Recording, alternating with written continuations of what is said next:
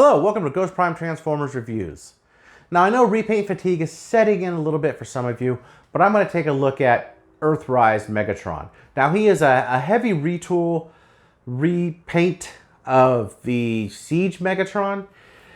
He has battle damage on his legs and on the backpack pieces that carry over a lot to the tank. He doesn't have any on the chest or the head.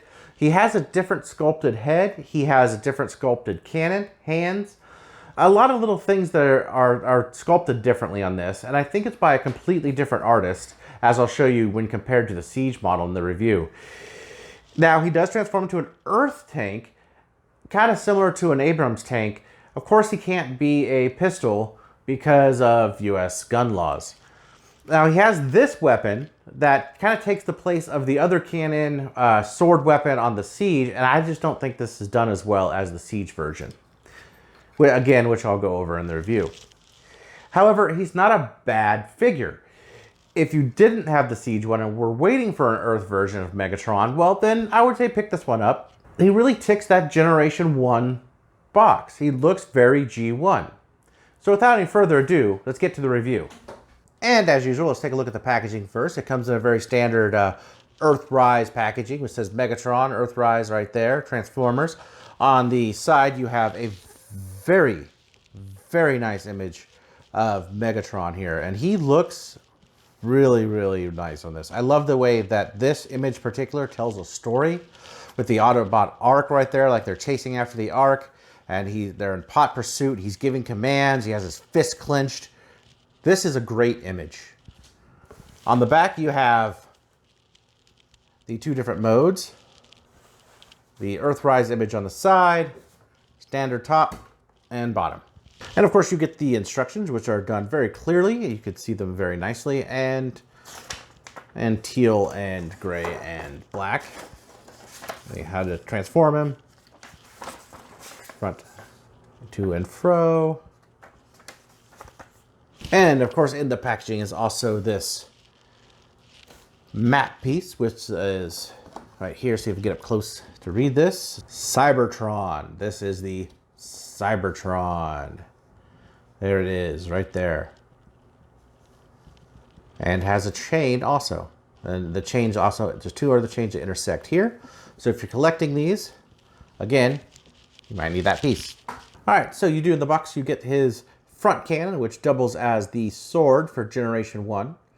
And he has this. This is non-removable. This is a solid piece with a little peg right there that could go flip all the way out. And you get this back piece here. That is the kind of like the engine. It comes in, it goes in the back of the figure, connects the two legs together. This is basically just a way to make it less of an H-tank. Of course, you get the Generation 1 styled scope weapon cannon. Actually, it's sculpted very nicely. I do like this a lot. And of course, you get Megatron himself in the packaging as well. And he looks all right on his own. He does have that retooled head that has been the talk of a lot of people on the forums. It is different. It's more Cyberverse-like. He has a bunch of scuff up pieces on his knees and all around him. He does have the same feet as Megatron, so he leans back just slightly. It may not stand up very easily. He has also which almost is like dirt, but it's actually gold paint, sort of a bronzy gold on the treads, which is different than the silver colors on the legs. He has a remolded waist, hands, legs down here, head, back of the arms, backpack, back piece, and chest. So overall, he's remolded a lot, but the engineering is exactly the same. The pieces that are exactly the same are the front of this arm, this arm entirely, the upper thighs here are exactly the same, so as are the feet. So and the transformation is exactly the same. But you can arm him with his cannon. And you have this piece, and you have this little back piece. Now these two pieces kind of fit together, and that you just fold this little port down, so it's easy to, you actually leave it up, move it around, put that piece there. It's got a piece that goes around the barrel here. And then that kind of goes like that. Mine doesn't stay particularly well. It's actually really loose on there, likes to fall off. And then you take this, peg it in this port right here, his arm. It fits very tightly. And that's how his sword is supposed to fit. To me, this looks silly. I'm not a big fan of how they did that. I think they could have engineered this entirely different.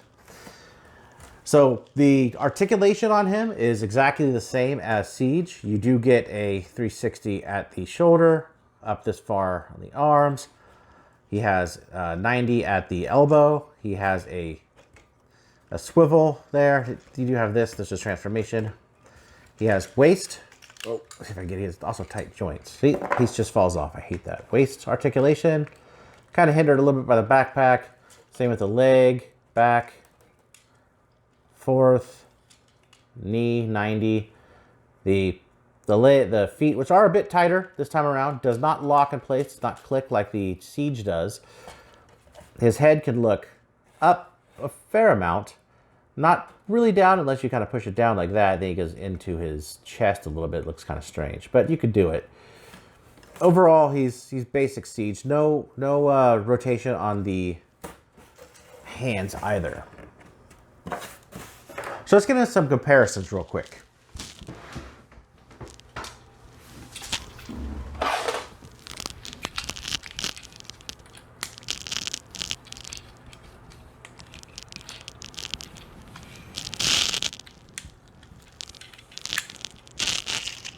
First and foremost, let's compare him to the Siege Megatron.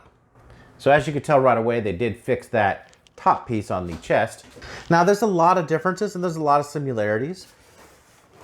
They share a lot of the same things, a lot of the same paint scheme. I do wish this was red here on the side.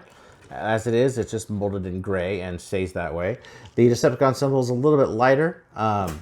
His waist piece is entirely different. Let's see if I can get that in there close so we can see it just a little bit better. So their waists are entirely different.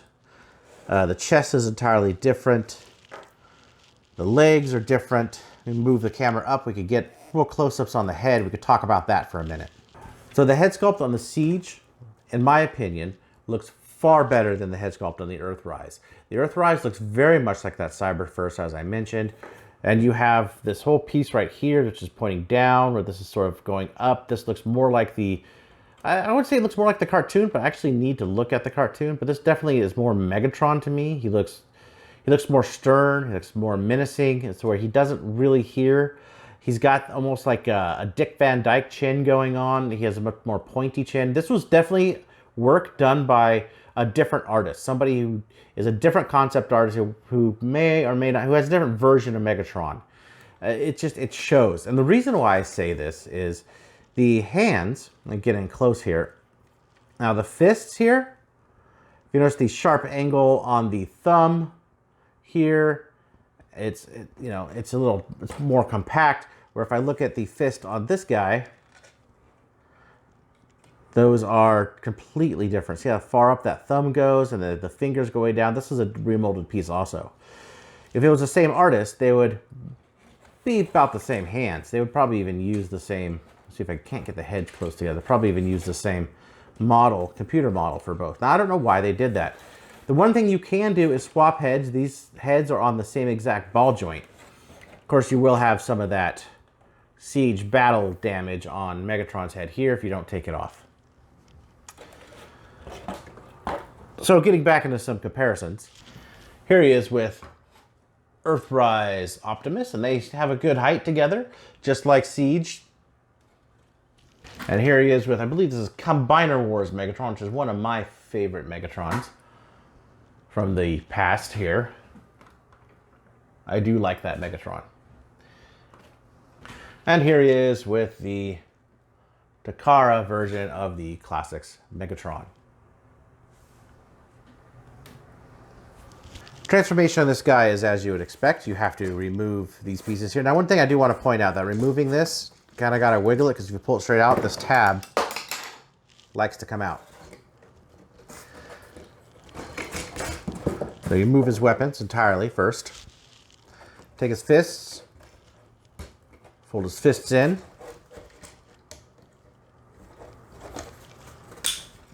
The heel spurs go in. This one does not like to stay on mine.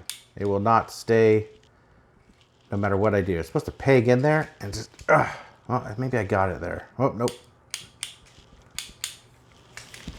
Doesn't like to peg. I move his fists in, take his waist, turn his waist all the way around.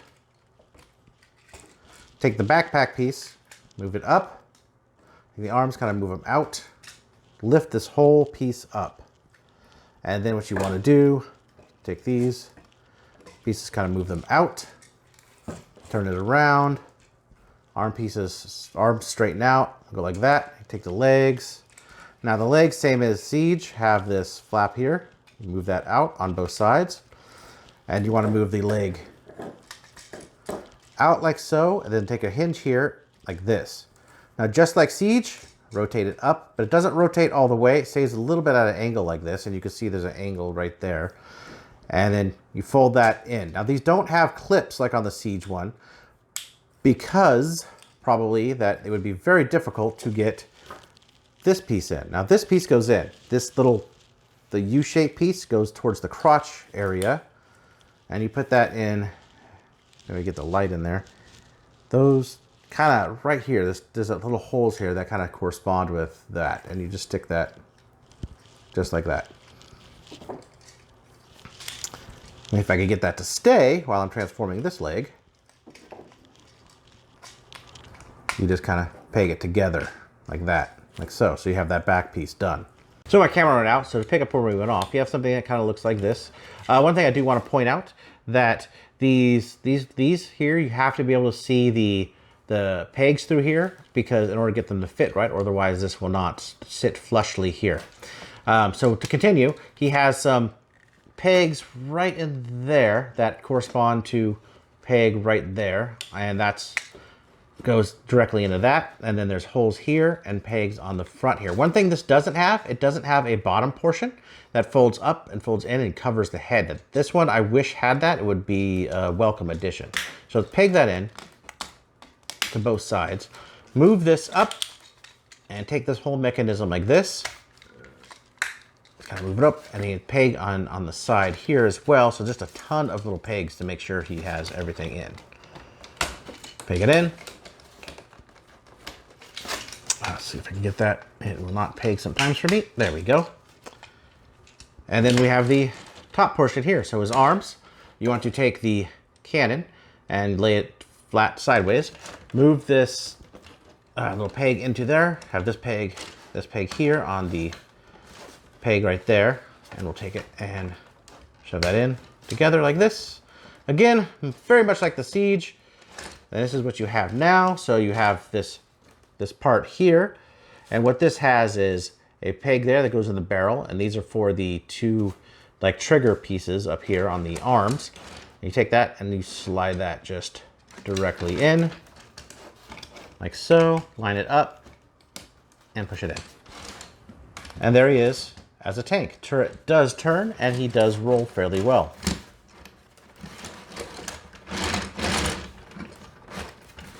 So he has a D16 on the side. You can see some molded grenade launchers here. The remolded hands have looked like some armor pieces right there. And the treads are really nicely molded in. There's a ton of this battle damage I believe they could have done without.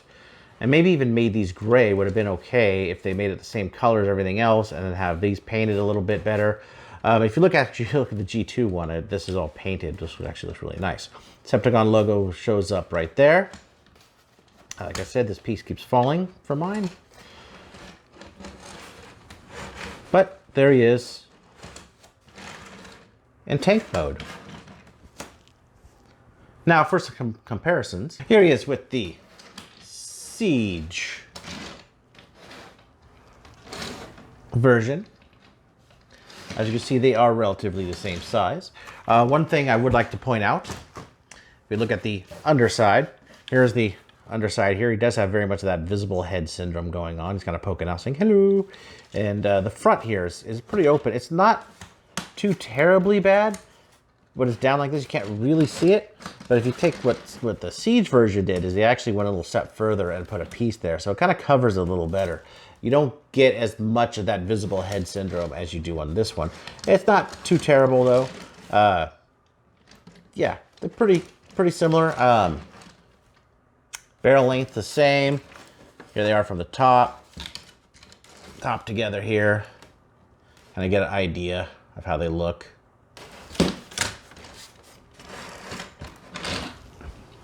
And here he is with the Combiner War. Now I do believe this tank was probably one of the better tank modes that we've gotten in a Megatron. I was hoping to see this in a G2 version, but he's quite a bit bigger. After all, I believe this was a leader class, if I'm not mistaken. And here he is with Earthrise Optimus Prime. Guess it's somewhat of a decent size. Overall, the tank is by far my favorite mode, and he looks pretty good this way. So for final thoughts, so in conclusion, he is a decent figure, and if this guy would have come out before Siege, I would have been all for him. However, picking him up, I'm glad I did. I do like his tank mode. I think his tank mode is very nice looking. I could do without some of the parts forming. I wish they would have come up with something a little better for that, a little better for this gun. The head works for the G2 version that's upcoming, but it just doesn't work for the G1 for me. Overall, he's all right. You know, there's a few problems. He does keep the same feet, which kind of lean him back. I don't like that. You know, I would say if you should pick this one up if you don't have the Siege already. If you do have the Siege already, it's sort of more of the same thing, especially the Siege, the Netflix Siege version, the Walmart 35th anniversary cel-shaded version, and this guy. And then if you have the G2 version, that unreleased G2 version of the Siege mold, that's a lot of a same basic Megatron. So please, if you like this video, hit that thumbs up button. If you don't, you know what to do. Subscribe, and I'll see you guys next time.